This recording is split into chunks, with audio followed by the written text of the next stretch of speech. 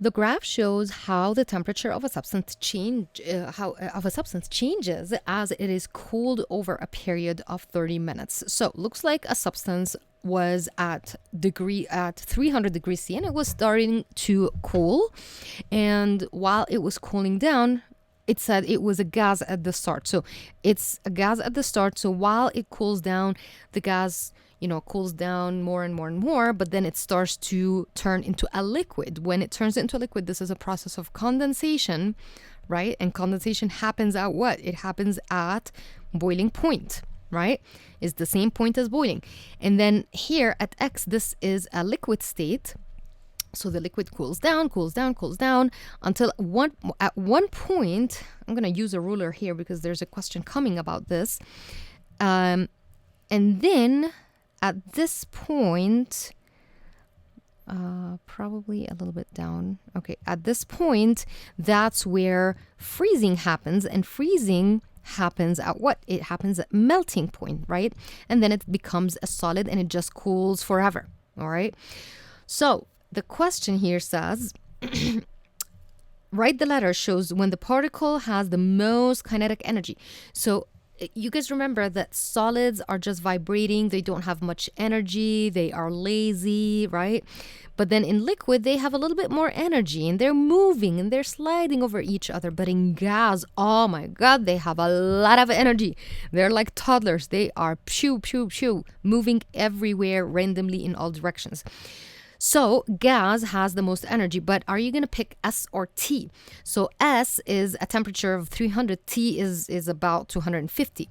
So would the gas have more energy at 300 or more energy at 250? Of course 300, okay? So at S, we have the most energy. If you write T, sorry, you lose a mark. Okay, particles shows when the particles of a substance are furthest apart. Same thing.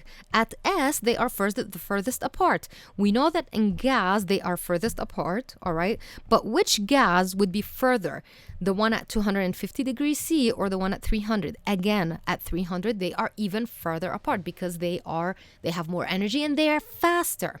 Okay. All right. Next question says the substance exists as both as gas and liquid. So this is where the gas and the liquid are like kind of happening together, are at equilibrium. We will study equilibrium in chapter 7. So basically, they are happening at the same time, from gas to liquid and liquid to gas. So liquid to gas is boiling, gas to liquid is condensation. So where's condensation? Condensation is V. This is where there is gas and liquid at the same time until the temperature is cool enough for all the gas to be liquid. So this is stage V. And then it's asking here for the freezing point, which is the same as the melting point. So the freezing point here is where freezing happens, and it's that blue line here. I'm going to make it in red right here. So what is this number? Now, the examiner will accept anything like kind of a reasonable number here, but let's just say that this is going to be 125. So this is going to be something like 135, right? Approximately 135. That's what I would say. So I'm approximating it to be about 135, but since it's not like there's no boxes, there's no grid or anything, the examiner will actually accept anything between 130 and 145. Okay, you guys are lucky. Like you don't really have to exactly tell us what number it is, because it's impossible. All right. This last question was actually canceled from the 2023-2025 syllabus. It's asking for the name the change state from solid to gas directly without passing through liquid, and this is called sublimation. Such an easy concept. I don't know why it's canceled, but it's there. So that's it.